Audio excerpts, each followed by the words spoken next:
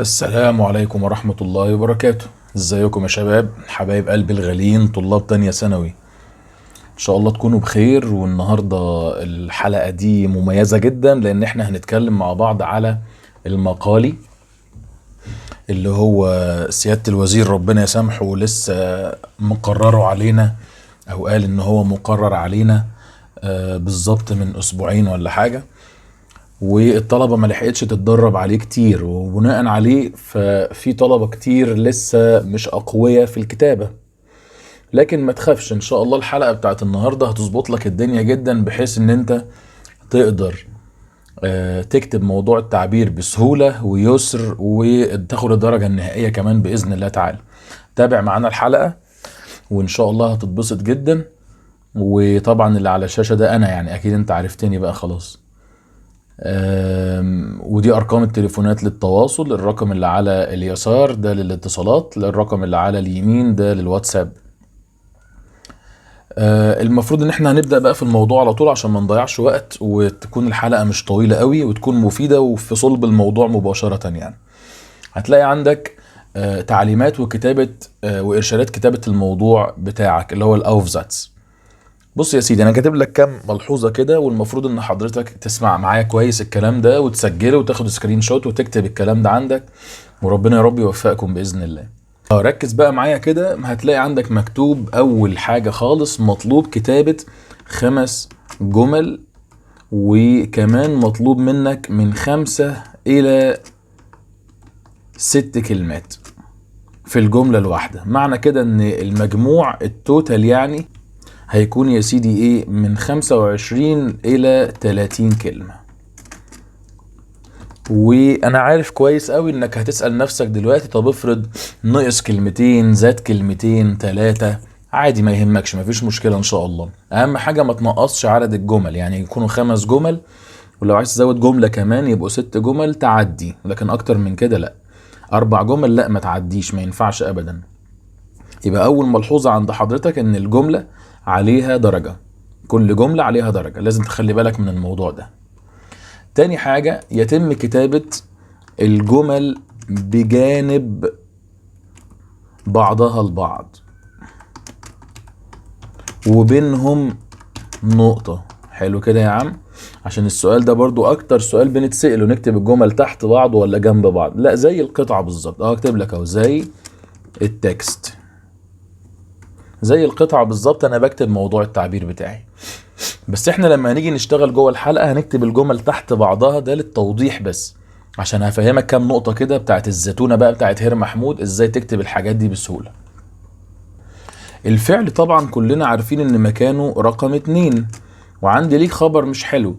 لو حضرتك حطيت الفعل مش في مكانه يبقى ساعتها الجملة بتبقى 0، لكن الجملة مش موجودة خالص، ما بيحاسبكش على اي حاجة انت كتبتها.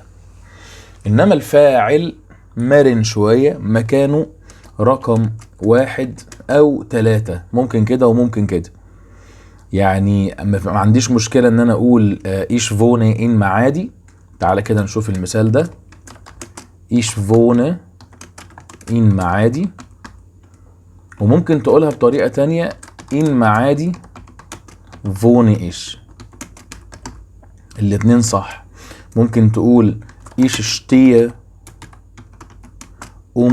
زكس اوف، انا بصحى الساعة 6. وممكن تخليها زكس شتيه ايش اوف. فهمتني كده يا صديقي الغالي؟ يبقى انت ممكن تحط الفاعل اللي هو ايش رقم 1 او رقم 3 من غير مشاكل، لكن اهم حاجة الشرط المهم جدا ان الفيرب يفضل في مكانه. طيب الحاجة اللي بعد كده، افرض كنت مثلا جيت تصرف الفيرب ده ورحت خليتها بقى ايه، خليتها ايشفونست مثلا ولا ايشفونن مثلا. طبعا الحاجات دي بتنقص نص. اي غلطة جرامر، اي غلطة قواعد نحوية جراماتيك تنقص عليها نص. لو كلمة اوف اللي في اخر الجملة دي حطيت مكانها حاجة تانية تنقص نص، يبقى نص الفعل صح ونصه غلط.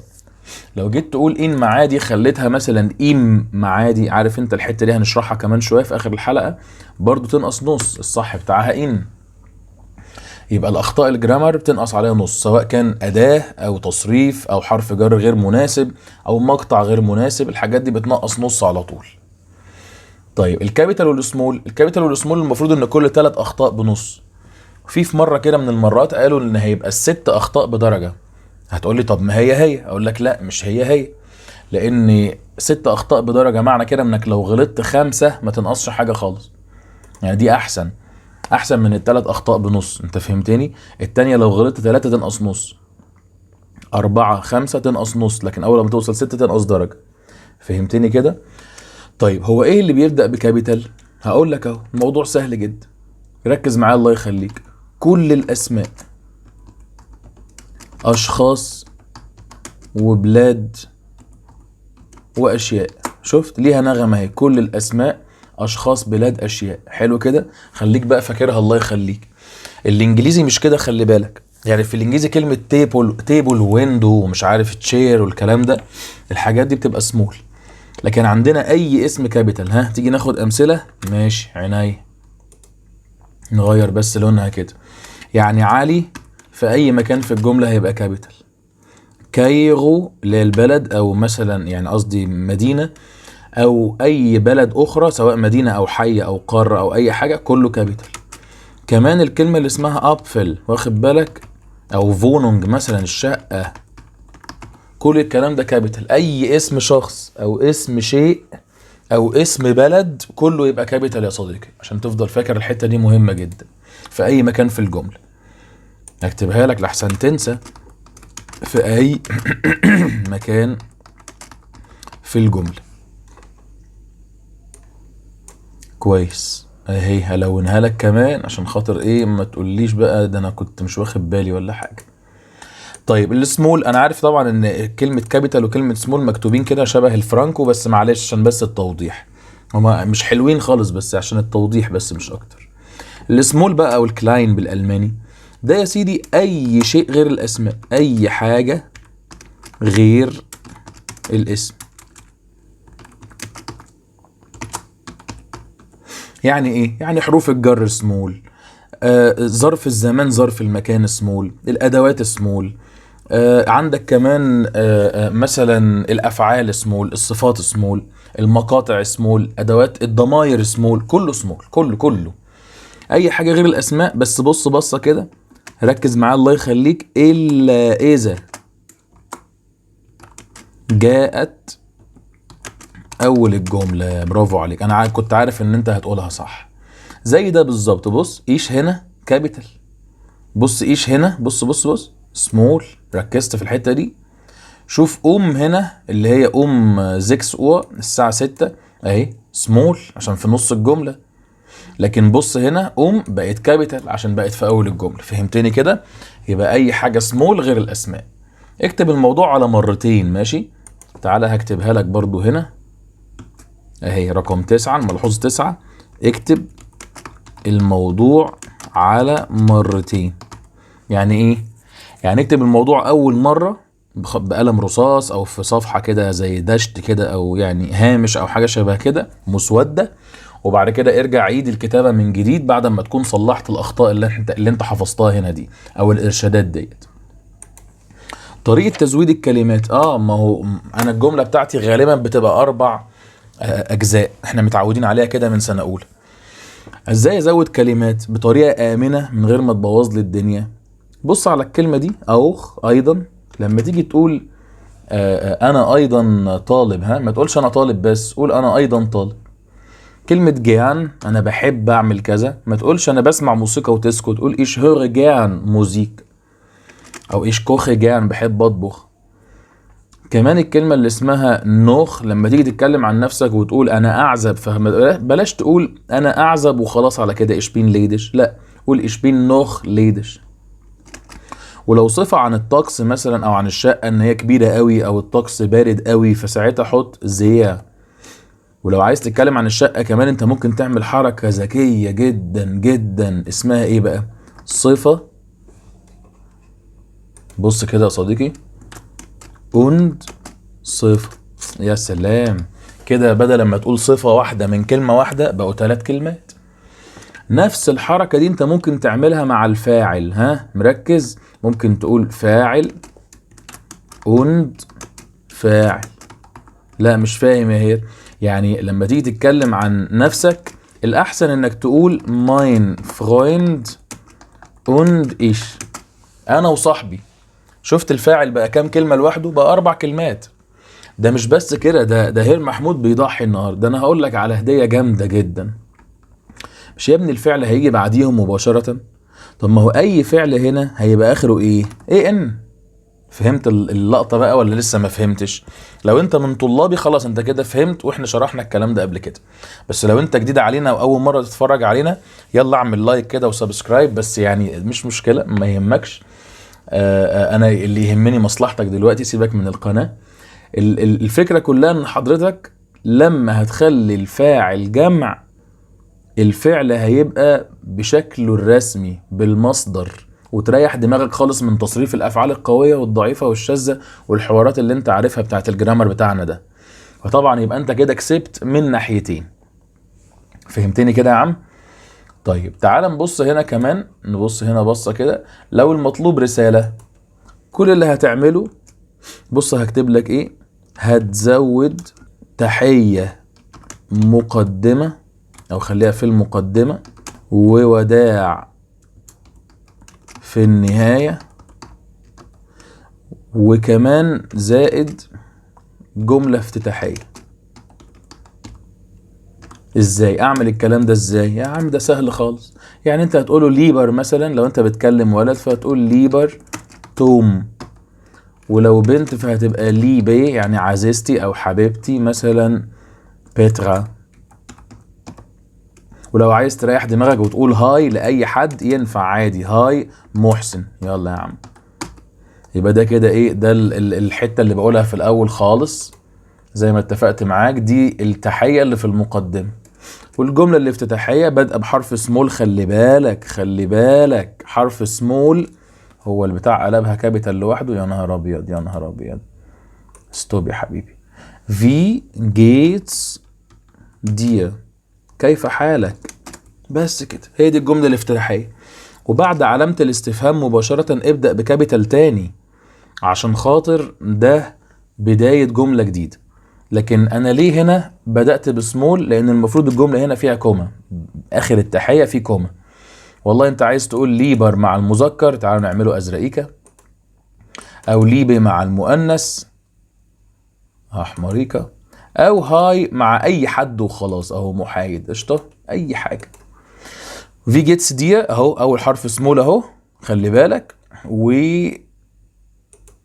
وما تنساش ان انا بعد كده الخطوه اللي بعديها ببدا بكابيتال. يعني مثلا هروح بادي بكلمه ايش مثلا او ماين او كده اهو، ماين كذا كذا كذا، ببدا بقى احكي الموضوع زي ما احنا كنا متفقين فوق. طيب بعد ما اخلص الموضوع بتاعي، هنا بقى اللي هو يعني انا اكن النقط دي هي الموضوع. اكتب تشوس باي باي مثلا عمر، ده اللي كاتب الرسالة ماشي، كاتبها لمحسن او لتوم او لبترا، اي حد بقى. انت كده فهمتني صح؟ فهمتني كده يا صديقي. يبقى احنا كده ايه، هكتب تشوز عمر. في واحد يقول لك بقى ايه، لا ده تشوز دي بتتكتب المفروض في اقصى اليمين، لا في اقصى اليسار، لا في النص. عادي مفيش مشكلة، مش هيحصل اي ازمة سواء كده او كده او كده. طيب تعالى بقى نبدأ نشوف الموضوعات، اشهر الموضوعات اللي عندنا. وانا عارف ان انت مستني الجزئية دي في الحلقة، اللي هو الموضوع الاول الطقس في مصر. Das Wetter in Ägypten يعني الطقس في مصر. كل موضوع هقول لك فيه زتونة، هتتبسط جدا جدا. الموضوع الاول الزتونة بتاعته ان انا بكتب مقدمة، تمام. Das Wetter in Ägypten ist nicht so gut. طب لو قال لي الطقس في المانيا، اكتب نفس الجملة بس شيل مصر اللي انا هلونها لك دي وخليها المانيا. بس كده. يبقى الجملة المقدمة دي احفظها، الباقي امره سهل جدا. تعال افهمك. تاني جملة على طول في الموضوع خليها إيم زوما، وبعد كده ist das Wetter heiß أو sehr heiß. بقول لك في الصيف بيبقى الجو حر جدا. أنا هنا زودت زير ليه؟ عشان خاطر اعمل حاجه مهمه جدا، ازود عدد الكلمات. وكلمه ام زوما بدات بيها عشان ما ابداش كل مره بنفس الفاعل، مع انها مش ازمه تجيب لي اخطاء في الدرجات، يعني ما ينقصنيش درجات لو بدات بنفس الفاعل، بس الموضوع بيبقى شكله احلى لو ما بداتش بنفس الفاعل. خلاص انا قلت في الصيف الجو حر. طيب الجمله اللي بعديها اس زيند مثلا 30، لا خلينا نقول 45 جراد. طب يا هير دي الجملة قصيرة جدا، بقت 3 كلمات ورقم. طب ما يا حبيبي الجملة اللي فوقيها والجملة اللي فوقيها اللي هي المقدمة جمل طويلة، تعال نعد 1 2 3 4 5 6 7 8، فده هيعوض ده. لكن لو انت قلقان قوي ماشي يا سيدي، خليها تسفيشن، زود هنا كلمة تسفيشن 30 ل 45. فهمت قصدي كده ولا ايه؟ درجة الحرارة ما بين كذا الى كذا، يبقى زودت كلمة او كلمتين، يا سلام ده الدنيا عسل قوي. انت كده فهمت انا قصدي ايه؟ طب يا هير انا بصراحة شايف ان الجملة دي كبيرة. ماشي يا حبيب قلبي، شيل كلمة اكسبريشن وشيل 30 خالص والنقطة دي، خليها اس زند فيها تسيش على طول. هلونها لك كده ولا حاجة عشان تفضل فاكر ان انت من حقك تشيلها، مش هيحصل مشكلة، نظللها. بعد ما اتكلمت على الطقس في الصيف ان هو حر ودرجة الحرارة ما بين 30 و 45، ممكن اقول كمان دي زونة شاينت ايما، الشمس ساطعة دايما. حلو، انا كده اخدت 3 جمل عن الصيف. طيب عايز 3 جمل كمان عن الشتاء، هقول نفس السيناريو Winter ist das Wetter sehr kalt. الجو في الشتاء عندنا بارد. حقيقي على فكرة الجو فعلا بارد في مصر، عندنا صقيع كده صح، زي اللي احنا حاسين بيه اليومين دول. وبعد كده هروح كاتب اس زيند، نفس السيناريو بقى. عايز تقول على طول درجة الحرارة بتوصل 5 مثلا، ماشي. عايز تقول ما بين كذا لكذا، براحتك، ما بين 5 ل10 ولا من 5 ل15، براحتك خالص. وبعد كده هروح كاتب هنا اس ريجنت im Norden، وبتمطر في الشمال غالبا. وعايز تزود كلمة غالبا مثلا، عايز تحط هنا كلمة اوفت، يا سلام، 100 100، حلو قوي. يبقى الكلمات دي برضو من ضمن اللي انا بزودها زي اوفت وايما. تعال اكتبها لك هنا هي يا سيدي. ممكن ازود اوفت اللي هي غالبا، كلمة ايما اللي هي دائما، من ضمن الحاجات اللي بزود بيها الكلمات بتاعتي. ادي الموضوع الاول. يبقى الزتونة بتاعت الموضوع الاول ايه؟ تعال اوري لك ان انا عملت مراية 3 جمل وكررته. فهمتني؟ مقدمة الاول، بعد كده 3 جمل، بعد كده كررته. الطقس في الصيف حر، هناك الطقس في الشتاء برد. درجة الحرارة كذا، هناك درجة الحرارة كذا. هنا الشمس ساطعة، هنا بتمطر في الشمال، الدنيا زي القمر اهي. طيب انا هنا عندي 7 جمل يا هير، ماشي، شيل واحدة، شيل اللي انت عايزه، مفيش مشكلة. طب هو بيجيب لي كلمات لازم استخدمها، صح، هو هيجيب لك طالما بيتكلم على الطقس فاكيد هيتكلم على الصيف والشتاء يعني. جاب لك الربيع في النص، خلاص يا حبيبي، ما انت عرفت كده هتتصرف ازاي فيها. هتكتب في الربيع الجو حلو والشمس ساطعة، وبيكنيك فيتا يعني جو مناسب للخروج، او جوجنج فيتا اللي هو جو مناسب للجري. حلو قوي زي ما انت عايز. المهم انا كده فهمت انا هتصرف ازاي في الامتحان. يلا بينا، بسم الله. الموضوع التاني بايم اينكاوفن، اثناء التسوق. كتبت لك زي العادة جملة مقدمة عايزك تحفظها. انا وعيلتي هنروح نتسوق. طبعا انا كاتب كل موضوع بالزيادة جملتين عشان خاطر يعني ايه، احتياطي. يبقى انا وعيلتي هنروح نتسوق، هنروح للمول. ماين فاميليا اوند ايش، خدت بالك يا صديقي؟ انا وعيلتي، بدل لما اقول انا بس فقلت انا وعيلتي، فزودت عدد الكلمات وخليت الفيرب اخره ايه، ان. شفت الجمال والحلاوه؟ جين انس كاوف هاوس، هنروح للمول. خلي بالك من انس دي، الله يبارك لك. طيب الخطوه اللي بعدها هروح كاتب مثلا دوت، يعني هناك، جبتس يوجد زوندا انجيبوتا، يوجد تخفيضات. برضو الجمله دي ممكن تعتبر مقدمه، ماشي. بعد كده هقول لك على حركه ذكيه جدا، بص كده. هقول لك ماين فاتا كاوفت، اصبر عشان لسه الجمله ما كملتش. ماينه موتا kauft. اصبر عشان الجملة ما كملتش. mein Bruder اخويا kauft. اصبر عشان الجملة ما كملتش. meine Schwester kauft. وبعد كده اخر حاجة ich، لا خليها في السطر الاخير. ich kaufe. ها فهمتني ولا ايه؟ انا هنا بعمل ايه؟ انا كل اللي بعمله بحاول اخلي عقلك الباطن يعرف انا هحفظ ازاي وهعمل ايه. تاني افهمك تاني، عقل الباطن هنا المقصود بيه ان انا لما بلاقي جمل الى حد ما ستايلها او استراكشر بتاعها اللي هي البناء بتاعها شبه بعضه، فعقلي بيحفظه بسهولة. انا هنا هقول بابا هيشتري ايه، ممكن اقول مثلا شبوات شو، بابا هيشتري حذاء رياضي. طب وماما هتشتري ايه، ممكن اقول eine Tasche، ماما هتشتري شنطة. طب واخويا هيشتري ايه، ممكن اقول einen Jogginganzug. طب واختي هتشتري ايه، ممكن اقول eine Schultasche، شنطة مدرسية. اي حاجة بقى. وهنا طبعا لو مؤنث بقول eine، ولو مذكر بقول einen، ولو جمع ما بحطش حاجة خالص. اخر حاجة انا بقول مثلا ich kaufe einen Badeanzug، انا هشتري ملابس سباحة. تمام كده يا عم؟ يبقى ده كده ايه، انا تاني هفكرك ان انا قلت ان هنا عندي ثوابت في الجملة. بص كاوفت وانا اخر واحد كاوفه. الحاجة التانية اللي ثابتة مرة ابويا ومرة امي ومرة اخويا ومرة اختي ومرة انا. فهمتني؟ فهمت انا بتصرف ازاي في الجملة بتاعتي؟ طب ولما جينا قلنا ايني عشان مؤنث، اينن عشان مذكر، لكن بابا هيشتري شوز، الشوز جمع ما بحطلوش حاجة خالص. وهنا زوندر انجيبوتي جمع فما حاططلهاش حاجة خالص. ده كده الموضوع التاني قلت لك تتصرف فيه ازاي وانت قاعد جوه اللجنة. دي اسهل طريقة لحله، ان انت تتكلم على ان كل واحد في عيلتك هيشتري حاجة معينة. والجملتين الاولين يعتبروا مقدمة ظريفة جدا وسهلة خالص. يلا بينا بسم الله. لو عايز تقفل الحلقة او توقف تقوم تغسل وشك وترجع لي تاني عشان خاطر ايه تبقى مركز معايا.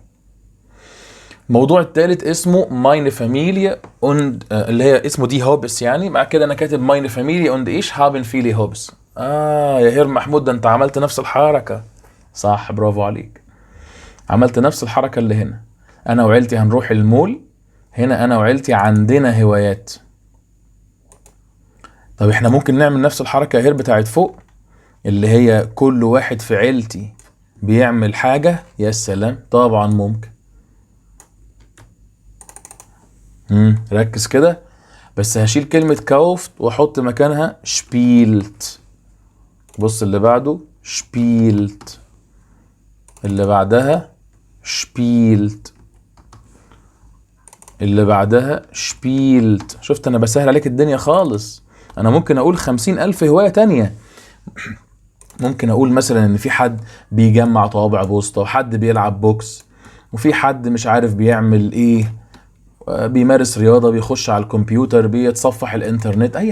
اي حاجة تنفع. بس اللي انا بعمله ده بحاول اخلي في نمط للموضوع يسهل لك الدنيا. اخر جملة فاضية هكتب لك فيها حاجة دلوقتي مهمة. يلا بينا بسم الله كده. يا ترى بابا بيلعب ايه؟ يا عم قول فوسبال اهو، فوسبال. طيب ويا ترى ناخدها بس كوبي كده. يا ترى اختي ولا امي بتلعب ايه؟ اهو يا عم هاندبال. محدش يقدر يحاسبني على حاجة، انا حر اكتب الموضوع اللي يعجبني. طب يا ترى اخويا بيلعب ايه؟ بيلعب يا سيدي مثلا فوليبال. عايز تحط في واحدة اوند ايش مثلا او اوند ايش او ماشي. يا ترى اختي بتلعب ايه؟ خليها مثلا بتلعب جيتار، ايه رأيك؟ يعني بتعزف، تعزف جيتارة. طب يا ترى انا بلعب ايه؟ اللي انت عايز قول اي حاجة بقى انت عايز تقول كارتن مثلا اللي هي معناها كوتشينة. جميل قوي. براحتك خالص. طب يا هير انا عايز اكبر الجملة شوية، حط هنا جيان، حط هنا جيان، بعد كل شبيل تحط جيان، حط هنا جيان. وممكن تحط رياضة und رياضة، فهمتني؟ حط هنا جيان. يلا يا عم، فهمت كده انا بعمل ايه؟ شفت النمط اللذيذ قوي ده؟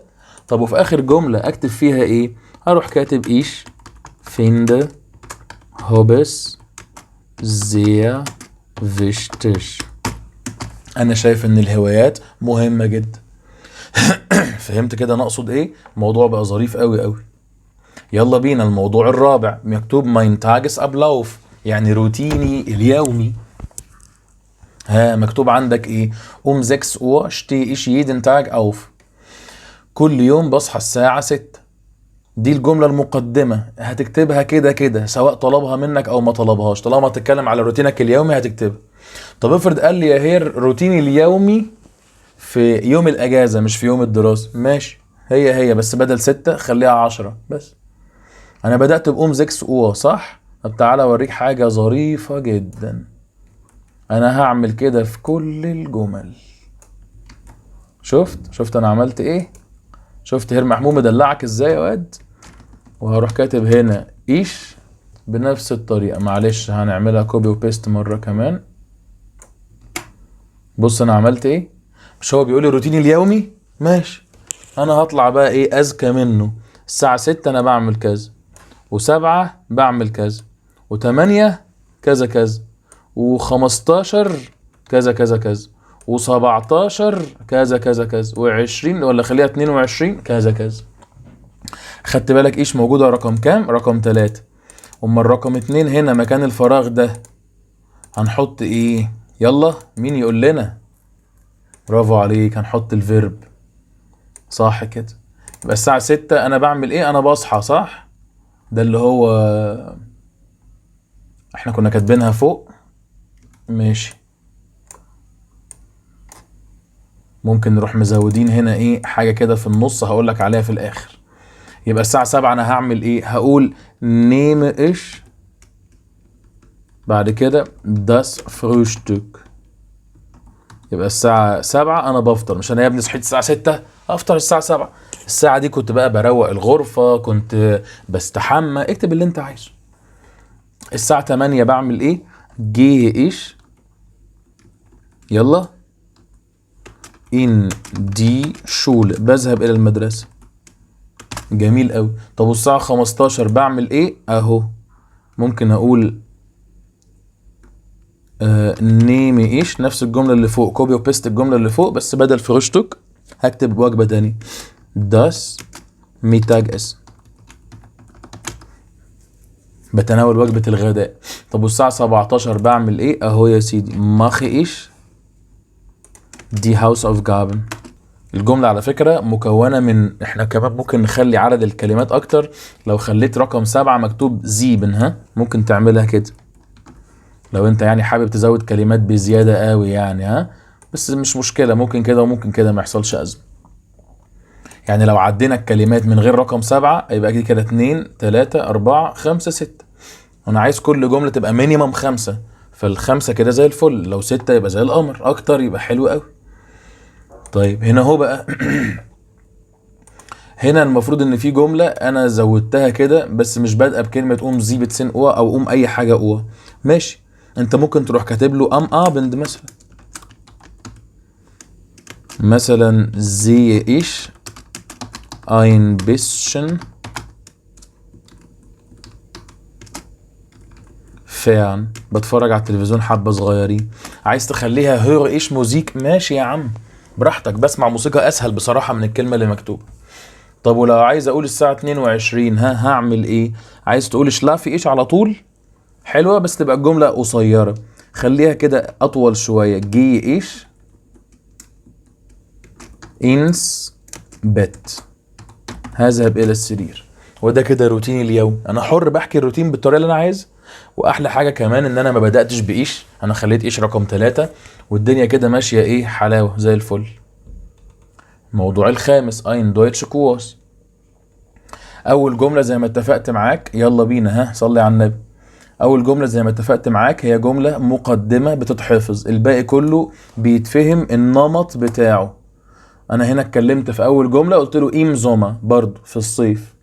انا بدات بكلمه في الصيف كتير قوي، مره وانا رايح اتسوق وانا عندي وقت فراغ وانا بتكلم على الطقس، كله عسل قوي. will ich einen Deutschkurs in Deutschland machen، عايز اخد كورس الماني في المانيا. احفظ الجمله دي كويس جدا جدا، لان هي لوحدها فيها حوالي 9 كلمات، هيعوض لك اي نقص في اي جمله تانية. ها بص كده انا عملت ايه. طب واللي بعدها هي اللي بعدها هي اللي بعدها هي اللي بعدها هي ايه ده؟ ايه الموضوع الجامد ده؟ هي ايه عايده على ايه؟ على الكورس يا صديقي، على الكورس. فانا هنا هقول معلومات عن الكورس. ممكن اقول ايه beginnt مثلا am Freitag مثلا 16 Uhr. يبقى هو هيبدأ يوم كذا. عايز تخليها يبدأ يوم الجمعة وتسكت ماشي، عايز تخليها تاريخ بدل كلمة الجمعة براحتك برضو، واكتب التاريخ بالأرقام براحتك خالص خالص. طيب لو عايز أقول ايه dauert 2 Monate، هو هيستغرق شهرين. حلو. في طالب مرة او طالبة مش فاكر قال لي وانا في الحصة، طب ما انا ما ينفعش اخليها هيستغرق من والى فون وبيس؟ يا سلام، تحفة طبعا، ينفع طبعا. طيب اللي بعديها ايه كوستت، ما هو لما يتكلم على الكورس هيتكلم على ايه؟ فكر كده، فكر شوية. هيتكلم على الميعاد وعلى المكان وعلى السعر وعلى المدة وعلى الصفة. ما خلاص، ايه كوستت مثلا 200 ايرو، هيكلفني 200 يورو. طب واللي بعدها اللي هي هنتكلم عليه، مرة نقول ايست ومرة كمان نقول ايست. شوف انا بتصرف، ممكن اقول ايه ايست ان برلين، هو في برلين. واخر واحدة هقول ايه ايست فيشتش und sehr interessant. خدت بالك لما قلت لك انا ممكن اعمل ايه؟ احط صفة und صفة، وممكن ازود زيا، فبتحسن لي عدد الكلمات بشكل كويس قوي. يبقى ايه النمط بتاع الموضوع ده؟ ان انا قلت ايه في كل الجمل عايدة على الكورس. طب يا هير، هو مش غلط ان انا ابدأ كل الجمل؟ هو مش غلط، هو شكل الموضوع بيبقى اوحش، لكن مفيش مشكلة، ما بينقصنيش درجات عليها. وبعدين ما انا عندي جمل فوق اهي، اول جملة بادئة بإيم زوما، يعني مش الخمس جمل هيبقوا بادئين بايه. انا بحاول اخلي لك نمط لكل المواضيع. تعال افهمك. الموضوع الاول عملت مراية 3 جمل و3 جمل شبههم. الموضوع التاني حطيت عيلتي كلها في بداية كل جملة وحطيت كوفت رقم 2.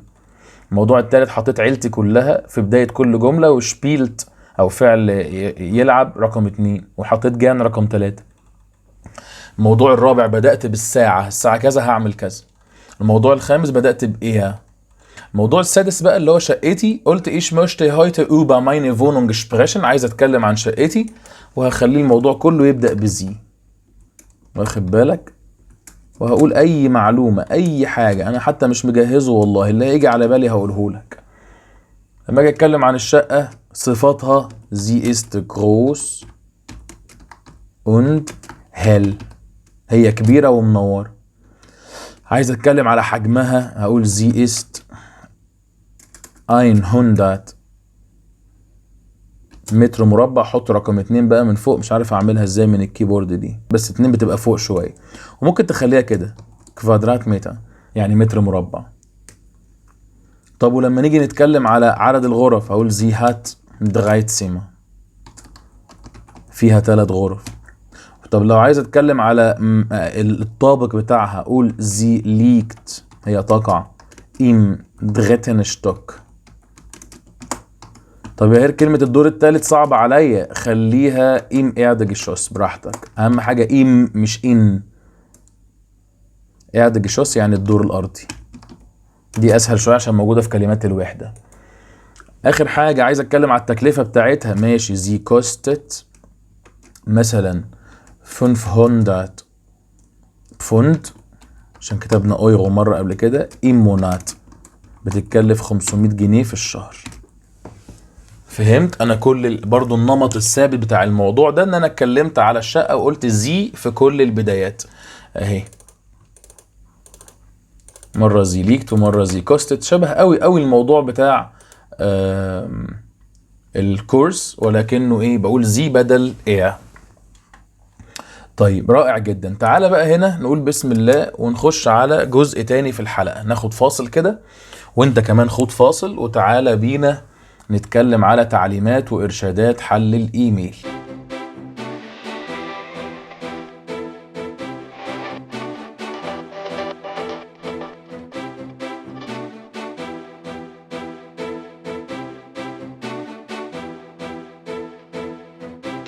نبدأ بقى الجزء التاني في الحلقة بتاعت النهاردة اللي هو بيتكلم على الإيميل يا شباب، وإن شاء الله يكون برضو خلاص ناقص في الحلقة وقت مش كبير. أنا مش هحاول ما أطولش عليك على قد ما أقدر عشان برضو إيه وقت مذاكرتك.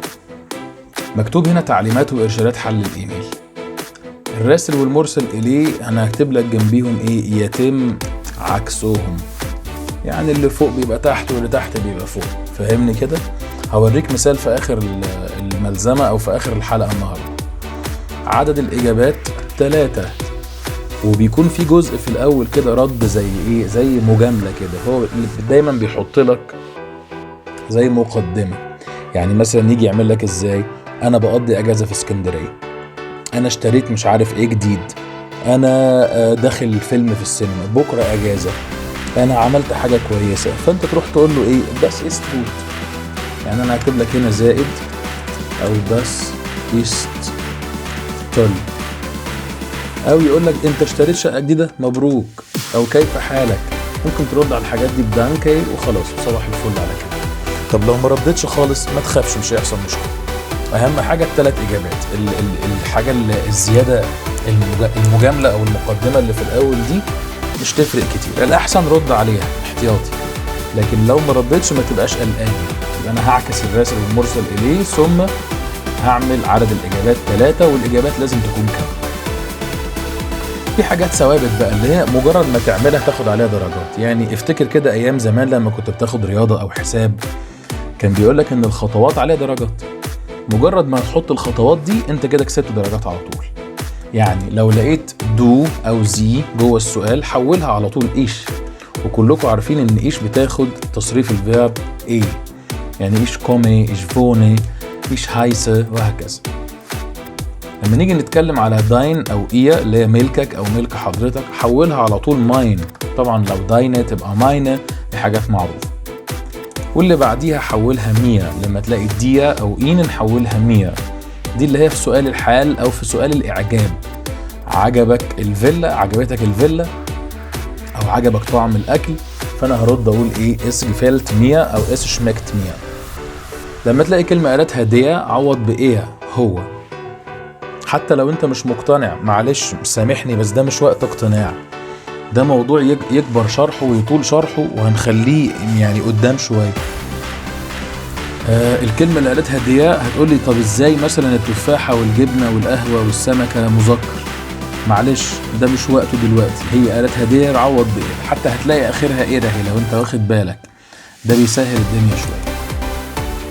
والكلمة اللي قالتها داس عوض بإس، والكلمة اللي قالتها دي عوض بزي، وخصوصا في الشقة والإيجار عوض بزي، وخصوصا لما نيجي نتكلم على الطقس عوض بإس، أو المنزل أو الغرفة عوض بإس. لما تيجي تتكلم على حاجة قالتها ديا عوض بإيه زي أي راجل مذكر. إنما الحاجات اللي فاضلة دي لما تلاقي إيه وإس وزي وعلي وآية وكلمة أليس وكلمة إيست وهات وفيا، كل ده سيبه زي ما هو. أهو أكتب لك أهو زي ما هو، ما يتغيرش أبدا. ريح دماغك، كل ده بيفضل زي ما هو، ويا رب يجيب لك بنفس الطريقة. هنا بقى بقولك ازاي ترد على ادوات الاستفهام. ممكن تركز معايا وتسمع الحاجة وتوقف وتكتب بعد اذنك، الجزئية دي مهمة، انا والله عايز مصلحتك.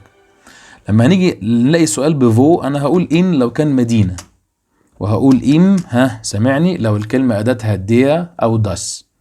وقف واكتب لو الكلمة اداتها ديا او داس، زي مثلا الفندق ام هوتيل، او زي مثلا السينما ام كينو، او النادي ام كلوب، وهكذا. لو الكلمة قالتها دي مؤنث قول إن ديا، زي اسم الشارع وزي الشركة وزي الليل وزي مثلا المدرسة. انت فين؟ انا في المدرسة، يبقى إن ديا شولة. بالنسبة لفوهية هنرد بأوس. حلو كده. وبالنسبة لفوهين اللي معناها من يعني. بالنسبة لفوهين اللي معناها إلى أين، هرد عليها بكلمة ناخ مع كل الدول تقريبا، وهقول إنس لو المكان قالته داس، وهقول إن دين لو المكان قالته دير، وهقول إن دي لو المكان قالته دي مؤنث. اكتب الحاجات دي قبل ما تكمل الحلقة. فيا هرد بأحمد ورايح دماغك. لما يجي يقول لك مين اللي جاي قول له أحمد جاي. ولما يجي يقول لك هتعزم مين، الأحسن بص انت لو قلت هعزم صاحبي فهتقول ماينن فرويند. انا بصراحة ما بفضلش الموضوع ده، انا عايزها صديقة احسن، وشيل الان من هنا تبقى ماينه فرويندن. طبعا انت حر لو عايز تكتب التانية، بس انا بفضل دي لان جوه اللجنة بتنسى شوية الاكوزيتيف المفعول، فالافضل ان انت هتقول ماينه فرويندن. هتعزم مين او هتتصل بمين او هتزور مين او هتسأل مين فقول ماينه فرويندن. لكن اللي فوقيها مين اللي جاي تاني الحفلة او الرحلة قول له احمد. فاس كوستت هنا انت هتستخدم كلمة بفوند اللي معناه جنيه، وايرو اللي معناه يورو. ما تنساش طبعا ان هو ايه، الكلمات ديت بحط قبلها رقم مناسب. يعني لو قال لي سعر الايجار يبقى 500 جنيه او 500 يورو، لكن لو قال لي سعر الاكل فيبقى 50 جنيه 50 يورو. فاهم انا اقصد ايه؟ لما نيجي نتكلم على فاس زائد فعل، سيب الفعل زي ما هو في الاجابه. يعني فاس ترينكس دو ايش ترينكه، يعني هكتب لك حتى بالعربي اهو، سيب الفعل غير التصريف بس. هرد بشيء وبعد كده ايه واحط الفعل زي ما هو. ماذا تشرب؟ اشرب كذا. ماذا تاكل؟ اكل كذا. ماذا تفعل؟ افعل كذا. يعني بس ماخذ دو ام او لو بتعمل ايه في الاجازه قول له ايش ماخذ بوت، بمارس رياضه. بالنسبه لفان انا هرد عليها، فان اللي معناها متى، ارد عليها بام زائد يوم او زائد ساعه. وريح دماغك من ايه، من بقيه الافكار. طبعا هو ينفع ردود تانية كتير جدا بس دي اسهل حاجه. ثبت كده كام اجابه عشان خاطر ايه تبقى مريح دماغك وتبقى عارف انت بترد ازاي، وما تتفلحسش ابدا وانت بتجاوب. يعني مش كل لما هتجيب اجابه معقده مركبه غنيه دسمه فيها كلمات غريبه تفتكر ان مثلا هيديك درجه احسن. بالعكس خالص، انت كل ما تكتب اجابه بسيطه هتبقى صح، زي ما انا علمتك في موضوع التعبير في اول حلقه. في شبيت هرد عليها طبعا باس ايست. اوعى ترد اس ايست اخت اوه مثلا. اوعى ترد اوعى ترد ولا في مواقف ولا في جرامر ولا في رسالة. ما ينفعش اقول مع السؤال بتاع في شبيت ابدا، انا بقوله مع السؤال بتاع فان. متى يبدأ الفيلم، متى نتقابل، لكن الساعة كام دلوقتي قول اس ايست، لكن ما تقولش ابدا زي ات از في الانجليزي. في فيل جراد درجة الحرارة بقول اس زيند، ماشي، درجة حرارة 15. عايز تقول بعديها جراد حطها، مش عايز ما تحطهاش. ما تنساش طبعا ان في بتسأل عن، بص هكتب لك بالعربي، بتسأل مثلا عن الطقس كيف يكون الطقس، وبتسأل عن الحال كيف حالك، وبتسأل عن الرأي في فندس دو ايه رأيك. اهم حاجة ان في كل الاحوال هرد بصفة. وعلى فكرة الثلاث اسئلة دول ينفع ارد عليهم بكلمة جوت. ايه رأيك؟ شفت الموضوع عسل ازاي؟ قول جوت مع الحال ومع الرأي ومع الطقس وريح دماغك. ولو عايز تقول زي جوت ماشي زي العسل. لما نيجي نتكلم على في التانية معناها ما، ممكن يبقى الرد عليها على حسب الفيرب طبعا، ما اسمك، ما تليفونك، ما عنوانك، فانا هرد عليها. هي بتسأل عن الاسم والتليفون والعنوان طبعا والبريد الالكتروني والحالة الاجتماعية، بس دول اشهرهم يعني. كلمة فاغوم معناها لماذا، برد بدن. لو قال لك ليه بتتعلم ألماني، أحسن رد قول له دويتش ماخت شباس. أشهر جملة دويتش ماخت شباس يعني الألماني ممتع. وفي فيلة اللي تحتيها اللي معناها كم عدد، هي فاغوم معناها لماذا. في فيلة اللي معناها كم عدد رد بأي رقم. قال لك كم عدد الغرف قول له 3، كم عدد الأطفال قول له 3، كم عدد الإخوات 3 برضه، كل رقم 3 حلو، هو كده زي الفل. في ألت رد ب15 ولا 16 ولا أي حاجة ياغ ألت، بس طبعا تكون إجابة كاملة يا صديقي، إجابة كاملة. احنا هنا أنا بس بقول لك الخلاصة بتاعت كل أداة استفهام ترد عليها إزاي، لكن أنا هنا مش لسه ما حطيتش الإجابات، هوريك أمثلة دلوقتي. وفي هوخ اللي هي بتسأل عن الحرارة وكمان بتسأل على ارتفاع المباني، بس ده مش مهم الترم الاول قوي. وبتسأل على الايجار كمان. تصور ما ارتفاع الايجار المقصود بيها السعر. حلو كده. ثبت بقى دول، خد سكرين شوت، اطبعها، اكتبها، ذاكرها كويس الله يخليك عشان خاطر تدخل الامتحان وانت واثق من نفسك. هنا في حبة اسئلة واجابات لسه هنكتبها مع بعض. هنحاول نختار اسهل اجابة ونعملها. اسئلة على سنة اولى وسنة تانية كلها، اشهر حاجات، وفي الاخر في رسالة كاملة هنحلها مع بعض وكده يبقى خلصنا. يلا صلي على النبي، نمشي على الخطوات اللي فاتت. ايه هي الخطوات؟ الحاجات دي بتتحول ازاي؟ الحاجات دي برد عليها ازاي؟ يلا بينا. في هايس دو، اسمك ايه؟ انا هرد دو بحولها ايش. انا كل واحدة هقول لك الخطوة بتاعتها. وبعد كده هايس، وبعد كده اي اسم. اللي بعدها في اس داين فاميليان نامه، هرد بماين فاميليان نامه است اي اسم. بس ما تقولوش اسم العيله تامر مثلا، ها، مش اسم تامر مش وحش، بس انا اقصد يعني ده ما يعتبرش اسم عيله، يعني خليه كده اسم فخم شويه، الزعبلاوي ولا حاجه. وبعد كده في الت بيس دو، رد باجابه كامله زي ما كنت بقول لك. فهقول ايش بين 95 ياغا، ممكن تقف لحد ياغا وممكن تحط الت، ده صح وده صح. فونس دو، دو بحولها ايش، وفونس تبقى اسمها فوني، وبعد كده ان معادي. اللي بعدها في جيتس دي، كيف حالك، اس، وبعد كده جيت الفيرب بينزل زي ما هو، احنا اتفقنا اس بتفضل زي ما هي، ودير بحولها مية. واحسن رد على كلمة في ليا جوت، ولو عايز تخليها زي جوت زي ما قلت لك قشطة براحتك خالص.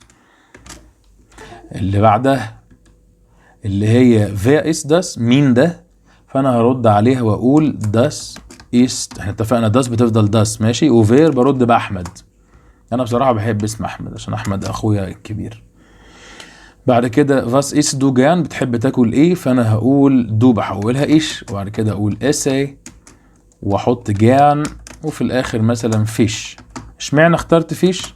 فيش او بيتزا احسن اجابتين عشان ما تعقدش نفسك. ما تقولوش هنشن ميت بومس مثلا.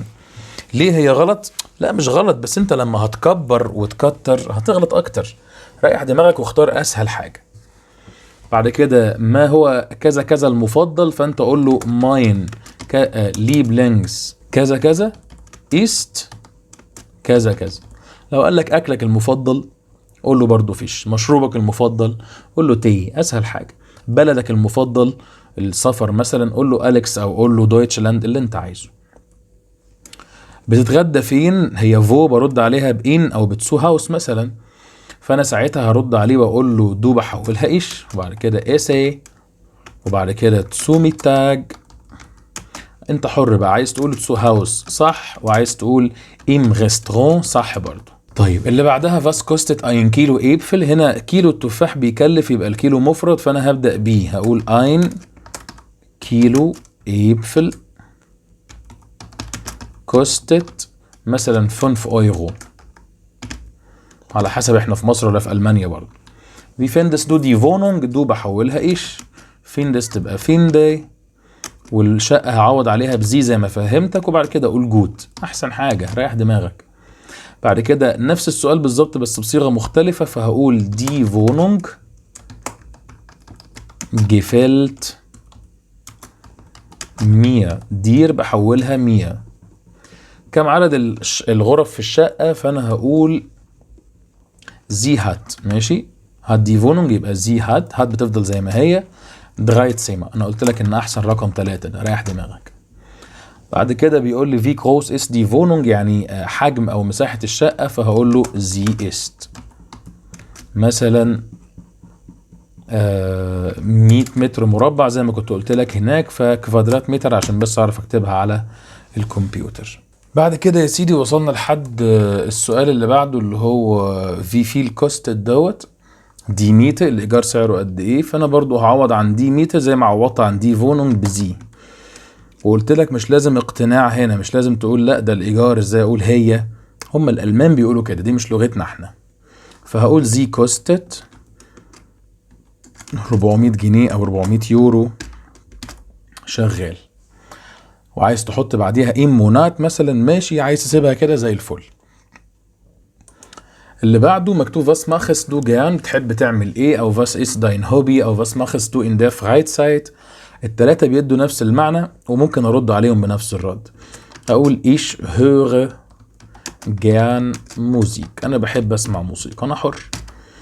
انا ممكن اكتب نفس الاجابة ليهم كلهم. عايز تقول ich spiele Fußball، ماشي يا عم اللي انت عايزه، الاجابة اللي انت متمكن منها اكتبها. تقضي اجازتك فين؟ فو ماخس دو اورلاوب، دو بحولها ايش. شفت الموضوع بقى لعبه ازاي؟ وماخس تبقى ماخ، وبعد كده اورلاوب، انا بقضي الاجازه ان اليكس.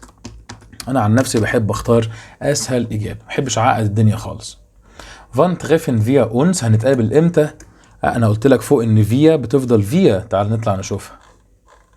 هي يا صديقي فيا بتفضل فيا، يبقى انا هقول wir treffen uns مثلا 18 Uhr، يعني الساعة 6 مساء.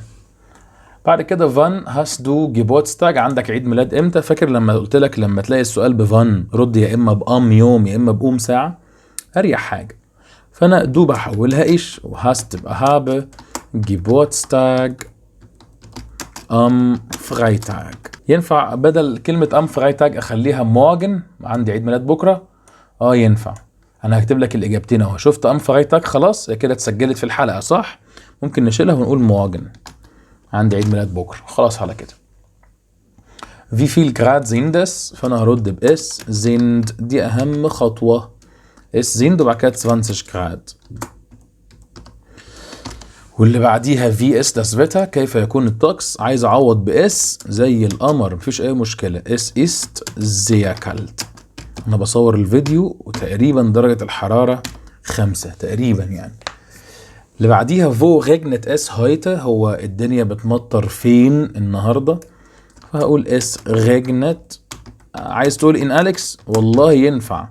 عايز تقول im Norden في الشمال؟ طب ما هي أليكس في الشمال، اللي انت عايزه. بس خلي بالك ان هنا ان لكن هنا ام، ماشي، ده مهم جدا.